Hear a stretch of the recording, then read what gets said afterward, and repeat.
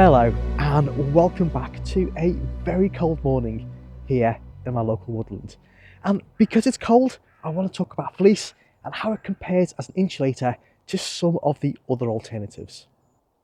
And when it comes to fleece, it's quite often underrated, especially compared to other alternatives like down or synthetic fill.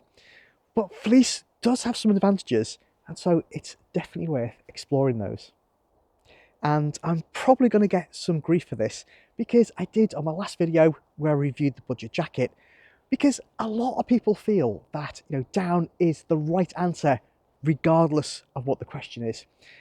And I don't think that's right, because I think all the different materials that you can have different attributes, and so what is best is going to depend on the particular scenario you're in and also your priorities. And so you're going to get a different answer for a different question. Now, if you do disagree with that, that's absolutely fine.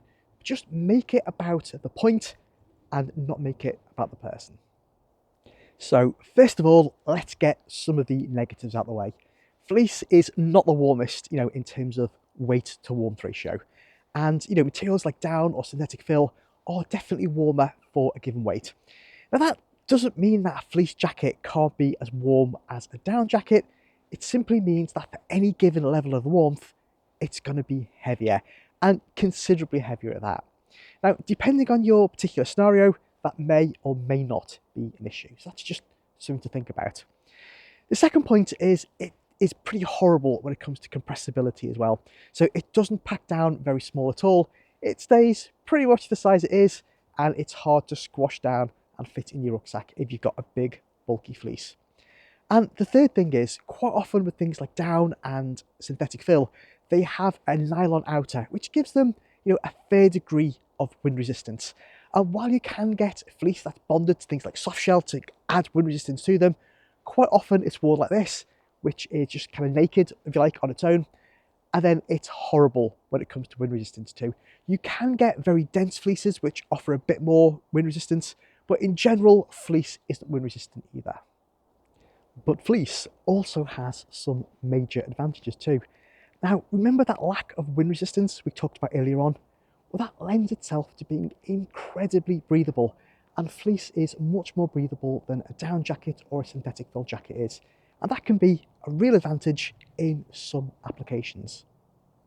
Now, another big advantage of fleece is that it stays warm even when it gets wet. And that's because it's hydrophobic. It doesn't absorb moisture in the same way that natural fibres like down or wool does. And that means not only do you stay warm if it gets wet, but it's also going to dry a lot faster. Now, if you're on an extended camping trip and your insulation layer gets wet, you're going to find that to be a real advantage, because drying down outside can be a real issue. Now, I know a lot of people are going to say, when you wear down, you should always wear it with a waterproof jacket if it's wet. And that makes sense, but I'm here to talk about the properties of the insulation itself, and it's up to you to decide what steps you want to take to kind of negate those properties or work around them, and also what risks you're willing to take when you're working in wet conditions.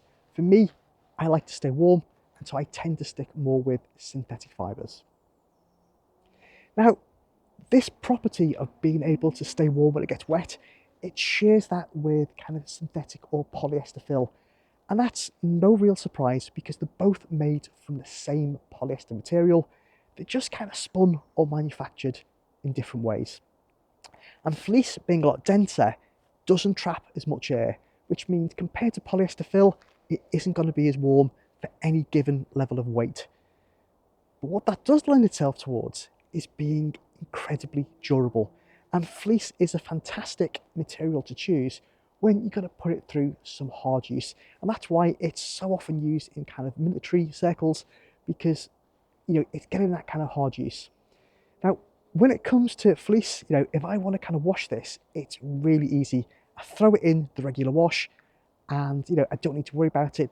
It's not going to affect its insulation properties if I put it through a normal wash, and I can wash it as much as I want to without it really affecting the colour. It's not going to fade, it's not going to kind of thin down or anything.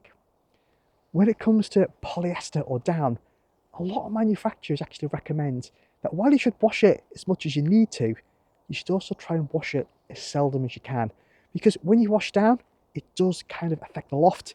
I know you can buy lofting products to try and fluff it back up again, but repeated washes will affect the loft of that down jacket. And if you're wearing polyester fill as well, if you're putting that through a normal wash, then that can thin out that polyester wadding as well, and that will affect its insulation material. So in summary, where does that leave us? Well, I think if you want the best performance in terms of warmth to weight or wind resistance, then you're better off going for a down jacket or a polyester fill jacket. But if you want something that's going to be incredibly breathable and much more durable and withstand that kind of daily use and kind of tough use, then a fleece is an excellent choice, particularly where weight isn't such a factor. And I think just like, a Formula One race car is going to outperform a family car in many situations, it's not going to withstand up to kind of daily use as well as a family car. And that's the kind of analogy I'll use here. So thanks very much for watching, and hopefully I'll see you next time.